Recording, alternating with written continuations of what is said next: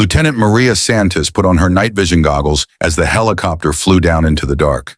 The steady thump of the helicopter blades was the only noise breaking the quiet in the cabin. In front of her, Sergeant Jake Morrison looked at his gun for the third time, while Corporal Lisa Chen looked out the window at the dangerous land below. They were far into enemy land now, farther than any official mission would ever send them. 2 minutes to go, the pilot's voice came through their headsets. Maria felt her stomach getting upset, but it wasn't because of the bumpy ride. From the beginning, something didn't seem right about this mission. The person in charge, a man called Phoenix, had not given clear information about the information they needed to collect. The coordinates pointed to a distant village that wasn't shown on any of their usual maps, and the deadline was very short. Come get the information. Go all in 4 hours. Remember, we're spirits. Maria spoke quietly to her. The team waited as the helicopter landed in a spot half a mile away from the target. In and out. Avoid talking to locals unless you really have to. They quietly walked through the forest like ghosts. Their boots made no noise on the wet ground. Maria had completed many of these missions before, but tonight her equipment felt a lot heavier. The darkness feels heavier. When they got to the edge of the village, she lifted her fist to tell the team to stop. The village was very quiet. No dogs barking, no late-night talks coming from windows, and no kids crying. Even in war areas, there was still life in the villages. This place felt dead and quiet. "Phoenix, this is Raven," Maria said quietly into her radio. "The village looks empty and empty, asking for permission to stop." There was a pause in her earpiece for a few seconds before Phoenix's voice came back, sounding very clear. "No, Raven intel is very important. Go to the safe house as planned." Maria's training told her to trust her gut, but she had to follow the rules. She waved her team to move ahead, and they quietly approached the little stone house with a red door, just like Phoenix had said. Morrison went ahead while Chum watched their back. Maria walked up to the door, her hand close to the handle. That's when she saw the new tire marks in the mud, several heavy and new vehicles. "Phoenix, we've noticed recent enemy movements." The world went boom. Gunfire lit up from every window, door and rooftop. The red door broke apart as bullets fired through it. Maria dove away as Morrison's body twisted backward, and dark stains appeared on his chest. Chun shouted something, but Maria couldn't hear it because the gunfire was so loud. "It's a trick," Maria yelled into her radio, but she couldn't hear anything from Phoenix's channel. She hid behind a stone wall while bullets hit the rocks above her. In the confusion, she heard people shouting in their local language and also in English. "Sure, please provide the text you would like me to simplify." "The lady, don't let the woman get away. Phoenix wants to see proof that she's not alive anymore." The betrayal felt like a hard hit to her. Phoenix, the person in charge of them, had betrayed them. But why and for who? A grenade fell 3 feet away from her. Maria had about 2 seconds to respond. She ran fast toward the village's edge when the explosion threw her into the dark. Her body broke through the tree branches. Each hit sent sharp pain through her ribs, shoulder, and head. She fell hard to the bottom of a narrow canyon with a horrible noise, and her left leg twisted at an unnatural angle. Above her, she could hear the sound of boots. Rocky voices are giving directions. The organized search for a team of skilled assassins. Maria made herself stay completely still, even though her broken leg hurt a lot. Blood flowed from a cut on her head and gathered under her cheek on the cold stones. "Look at the small valley," someone shouted with an accent. English flashlights shone through the dark sky above her. Maria shut her eyes and focused on her breathing, pretending to be dead as footsteps came closer to the edge of the cliff. A ray of light went straight over her still body. Only rocks and trees down there. If she falls far, she's done for. Phoenix wants to be sure. "All 3 parts. We have the 2 men. The explosion likely spread her body parts all over half the forest." The voices got quieter as the search team walked away, but Maria stayed still for what seemed like a long time. When she finally decided to move, a sharp pain surged through her leg, and she had to bite her sleeve to stop herself from screaming as the sun began to rise. It became obvious how bad her situation really was. Her team was gone. Her own government had let her down. She was 300 meters inside enemy territory with a broken leg, a hurt head, and no way to get help. The radio was broken, her GPS was damaged, and by the rules of the mission, Maria Santos no longer existed. She had been removed from all records and was abandoned by the people she had promised to help. As she slowly moved deeper into the ravine to find a place to stay safe, one idea stuck in her mind despite the pain and sadness. Phoenix made a big mistake. He thought she was dead. She was really alive, and now she understood the truth. The question was if she could live long enough to reveal it. Maria's main goal was to live long enough to see the sunrise. Her leg was clearly broken. She could feel the broken pieces of bone rubbing against each other with every move, and the cut on her head had become a sticky mess that attracted flies. But the real threat wasn't her injuries. The organized search started at dawn. She listened to them before she saw them, the steady sound of boots moving through bushes, the noise of radios, and the occasional barking while tracking. Dogs came out from their hiding place under a fallen log. Maria peeked through a hole in the old wood as a group of 6 men walked through the valley. They weren't ordinary soldiers. These men moved carefully like soldiers, looking closely at every shadow, every nook where a body could have fallen. "Command, this is Hunter Team Alpha." The team leader talked into his radio. "No sign of the target in Area 7. Going to Grid 8. The voice that replied made Maria feel very scared. "Phoenix, keep looking. The reward is for anyone who brings me proof that someone is dead." 20,000 Maria's mind raced as she realized what it meant. Phoenix wasn't just getting rid of a witness. He was making money from her death.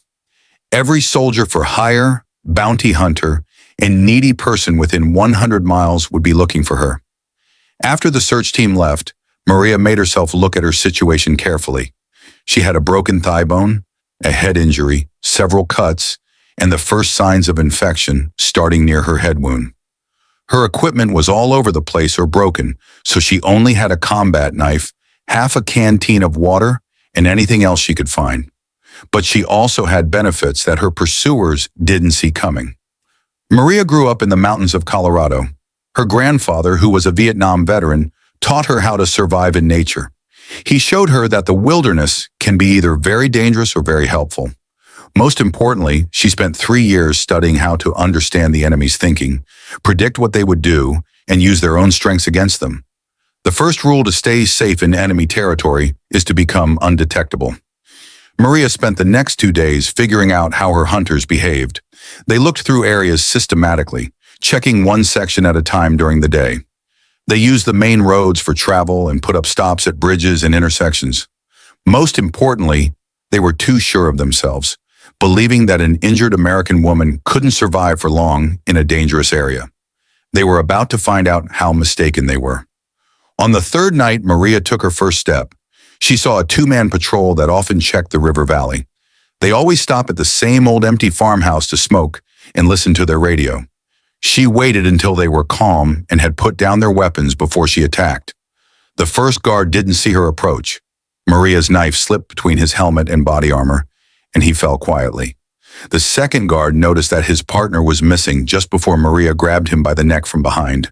She held him tightly until he stopped moving, then quickly looked through their things and found a trove of medical supplies, including antibiotics and morphine, as well as a detailed map showing search areas and patrol paths. The most important thing is a radio set to the hunter's frequency. While Maria cleaned and bandaged her wounds with the right supplies, she listened to the radio. The hunters were unhappy. After searching for 3 days, they found nothing, and some people started to wonder if she had survived the fall. But Phoenix's voice kept pushing them on, promising rewards for searching longer. "She's out there," Phoenix said in one message. "U.S. elite soldiers. Don't give up easily. Look for her." Maria gave a sad smile while she put medicine on her head injury. Phoenix was correct about one thing. She wouldn't give up easily. But he made a big mistake by not realizing how hard she would fight to survive. "Sure, please provide the text you'd like me to simplify." Weak and hunted, Maria changed from being a victim to a clever hunter. She used a stone radio to follow the movements of the patrols, always keeping ahead of them. When they searched the eastern valley, she was already heading west. When they put up roadblocks on the main roads, she went through the mountains. But just staying alive wasn't enough. Maria needed smarts and a way to fight back.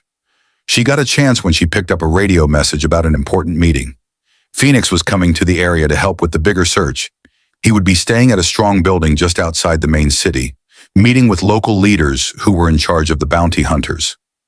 Maria spent 2 days watching and gathering information about the building.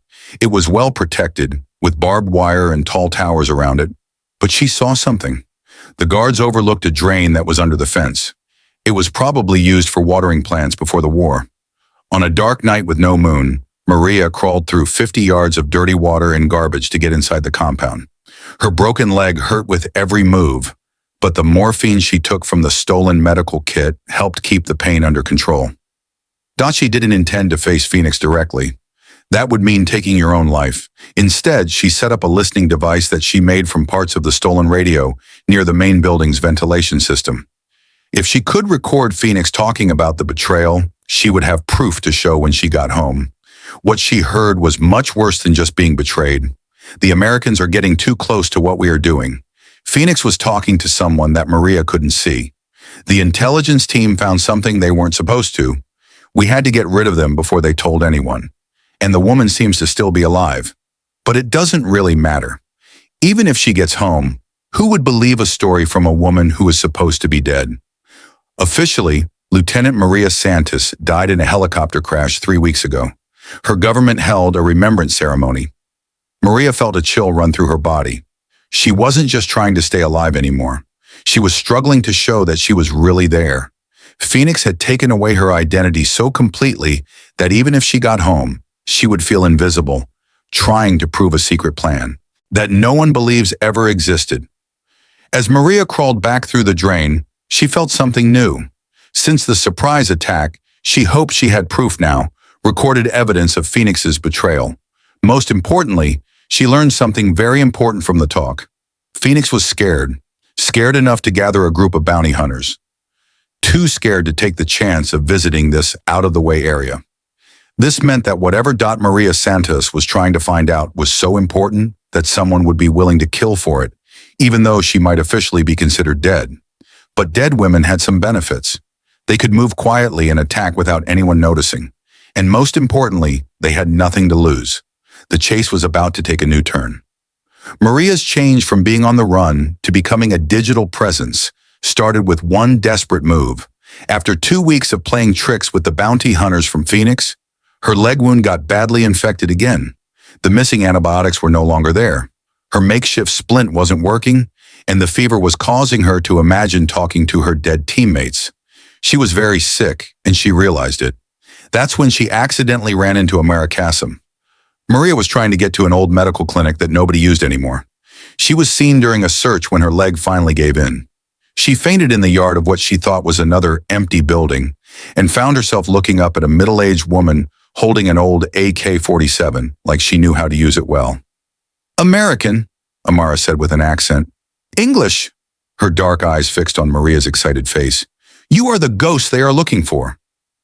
Maria reached for her knife without thinking, but Amara stopped her. "If I wanted the reward, he would be dead by now.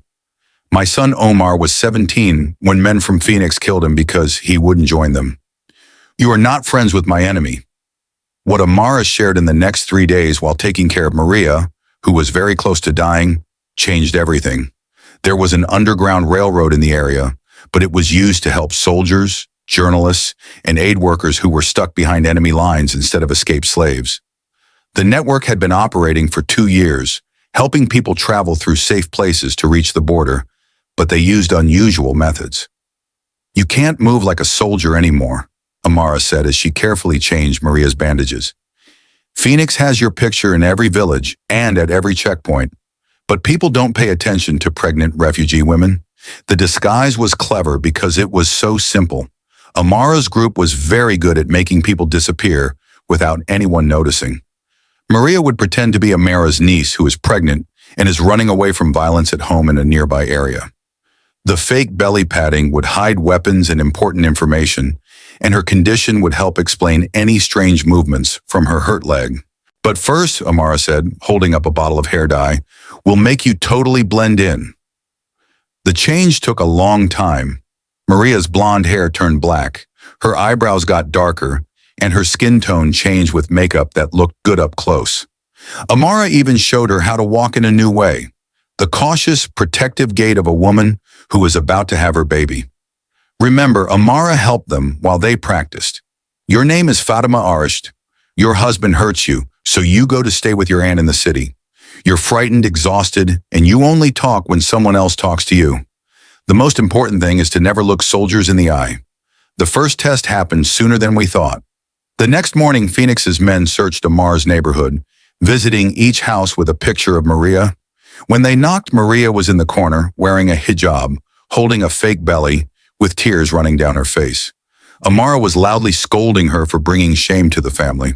The soldiers hardly looked at her mark, but the real challenge happened at the first safe house and brothel in the red light area of a border town.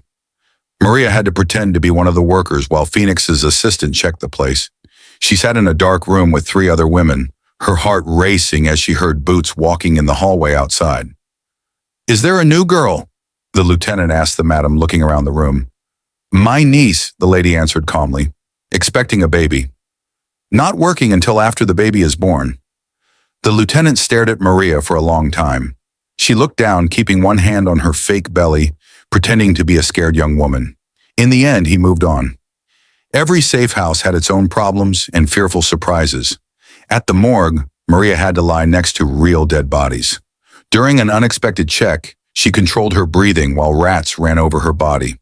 At the school for children, she taught English while the kids of enemy officers were in her classroom. Their fathers' voices could be heard in the hallway as they talked about looking for the American terrorist. The network also brought in surprising supporters. There was a doctor. Yusuf took good care of her leg and gave her the right medical supplies. Malik is a taxi driver who secretly carried information in his car's spare tire while going through checkpoints. Some of Phoenix's own soldiers, who were tired of chasing a hurt woman for money, felt disgusted. The most dangerous time happened at a refugee camp where Maria was supposed to fit in with families who had lost their homes. She had been there for 3 days when Amara came with bad news. Phoenix had caught and hurt one of their contacts. During questioning, the man told them where several safe houses were. "They're coming," Amara said quietly and urgently. "Tonight. We need to run." As they got ready to escape, Maria heard a talk that changed everything. A group of refugees was talking about rumors that Phoenix was planning a big attack, not only on her, but on the whole area he was controlling. The search for Maria has led to military forces planning a joint attack to destroy 3 refugee camps in a UN aid center. Many innocent people would lose their lives. "We need to tell them," Maria said to Amara. "Not possible. We hardly have time to save ourselves." Maria watched the kids playing near the tents and saw the families who had already lost everything. To the aid workers who put themselves in danger to help others. These people weren't involved in her fight with Phoenix, but they would suffer because of it. "Then we don't run," Maria said softly. "We have a fight." Amara looked at her for a while and then nodded slowly. "My son Omar would have liked you a lot. I think he believes that some things are so important that it's worth risking your life for them." As Phoenix's troops closed in on the camp at night, Maria Santos got ready for the biggest fight of her life. She was not just trying to stay alive anymore. She was trying to save everyone whose lives were at risk because of Phoenix's greed. The Underground Railroad was about to become a secret army, and Maria wanted to make Phoenix pay for every life lost. He was determined to win her over, but she needed to get through the night safely first. The attack on the refugee camp started at 3 a.m. "Sure, please provide the text you would like me to simplify," by deliberately breaking communication links. Maria had been waiting for it, but the exactness still scared her. Phoenix's troops moved smoothly, circling the camp in rings to stop anyone from getting away. From her spot in the camp's medical tent, Maria looked through night vision binoculars and saw the outer area getting closer. After 67 days in enemy territory, she learned to understand enemy movements easily. What she saw made her feel really anxious. This wasn't just a mission to catch her, it was about to be a terrible killing. "How many?" Amara quietly asked her, holding an old gun that used to belong to her son who has passed away. 200 or maybe even more. Big weapons, organized locations. Maria put down the binoculars. They don't intend to capture anyone alive. The refugee camp had more than 800 people, families who had escaped the war. Aid workers, and peacekeepers who were meant to stay unbiased. Phoenix planned to kill them all and make it look like a terrorist attack, using Maria's being there as a reason. Maria had been getting ready for this moment for the last 3 days. The Underground Railroad became much more risky. A secret group has hidden weapons all around the camp. They found paths to escape and a way to communicate that Phoenix didn't know about. Sure, please provide the text you would like me to simplify. Yusef's report, Maria talked into the makeshift radio system they had set up. The medical station is safe. Families moved to the underground shelters for safety. Moloch vehicles are placed at the collection spots. But Maria has the children? I understand Maria's voice was calm, but her hand trembled while she looked at her gun. The toughest part of the plan was also the most important. Someone had to stay back to organize the defense while the people got away. Someone needed to distract Phoenix so that he would pay more attention to the camp instead of the people running away. That person was her. The first explosion broke the quiet morning as Phoenix's mortars started firing. Maria expected this too. The underground shelters that Amara's team had built in the last few months could handle the first attack, but they wouldn't last forever. Step 1, go ahead, Maria ordered. Across the camp, her makeshift army got to work. These were not soldiers. They were teachers, doctors, mechanics, and mothers. But they fought with the strong determination of parents trying to protect their kids. Moloch's taxi drivers formed a team that moved around quickly, using their understanding of local roads to take action. Phoenix's supply routes, Dr. Yusef's medical team, turned into soldiers who helped injured fighters while still taking care of the area for evacuation. The true brilliance of Maria's plan wasn't in the fighting, it was a battle of intelligence. She spent weeks looking at how Phoenix and his team talked to each other, figuring out the different signals they used and how their leaders were organized. As his troops got closer, Maria started her mind games. Phoenix, this is Ghost speaking. She sent a message on his radio channel using the special code name she had heard his team talk about. If you want me, come and take me. The reply was quick and angry. I should have realized you were too stubborn to go quietly. It's funny how being officially dead works, Maria said, looking through her scope as Phoenix's troops paused, unsure because of how confidently she spoke. It allows you some freedoms, like the ability to record all your conversations from the last month. The quiet that came after said it all to her. Phoenix was aware that she had proof of his betrayal, his selling of weapons, and his plan to kill innocent people. But he also understood that proof meant nothing if she didn't live to share it. You're pretending, Phoenix finally said. Even if you save something, you can't get away. Are my troops surrounding you? Do they really? Maria smiled sadly as she set off the next part of her plan. The explosions happened behind Phoenix's position. His own supply of bullets was blown up by bombs Malik had set during a delivery 3 days before. Amid the chaos that happened next, Maria's group moved quietly like ghosts, attacking communication centers, delivery trucks, and leader vehicles. But the best part was still on its way. Phoenix, Maria is on the air again. I need you to pay close attention to something. She listened to the recording she had made at his place. It was his voice talking about the betrayal, selling weapons, and the plan to get rid of witnesses. But she wasn't only sharing with Phoenix, she was sending messages on all the channels she could use. Military communication methods, news channels, and regular radio stations. The whole world was paying attention. You scoundrel, Phoenix growled. You've just signed your own death sentence, a warrant for everyone in that camp. Maybe, Maria said, but I've signed yours too. The last attack started with such force that it made the ground tremble. Phoenix used all his resources against the camp, including tanks, helicopters, and special attack teams. But Maria had one last chance, one final move that could either save everyone or put them all in danger. She turned on the emergency signal. She had been saving for 67 days, not to ask for help, but to mark the camp so friendly troops could find it. Her own army, warned by the reports of Phoenix's betrayal, had been getting ready for hours. The sky was loud with the sound of American helicopters. As Phoenix's troops broke through the camp's boundary, Maria was stuck in the middle of the fight for her own rescue. She struggled to get to the safe place while explosions went off all around her. She nearly succeeded. The sniper's bullet hit her in the shoulder, turning her around and making her fall into a pile of broken rocks. In the smoke and confusion, she saw Phoenix coming towards her, his gun out and an angry look on his face. 67 days, he said while standing above her. You should have remained dead. Maybe, Maria said, breathing heavily, with blood dripping from her arm. But then you wouldn't have learned the most important lesson, Maria said with a smile, as she reached for the detonator she had been holding since the attack started. Don't corner a ghost unless you're ready to be with her. The explosion destroyed the whole command center and killed Phoenix and his remaining officers. The explosion threw Maria far away. Her body was hurt, but she was alive while American troops took control of the camp. When Maria finally woke up in a military hospital 3 days later, she found out everything that happened during her 67-day struggle. Phoenix's network was completely broken apart, his arms trade revealed, and his political ties cut off. The Underground Railroad that she helped create kept running, helping save many more people who were stuck behind enemy lines. But maybe the most important thing is that the 800 people in the refugee camp were still alive. Every one of them. The doctors say you will be able to walk again. Her boss told her this when he came to visit. You might walk with a limp, but you will be able to walk. They are suggesting that you should get the Medal of Honor. Maria looked out the hospital window at the mountains far away.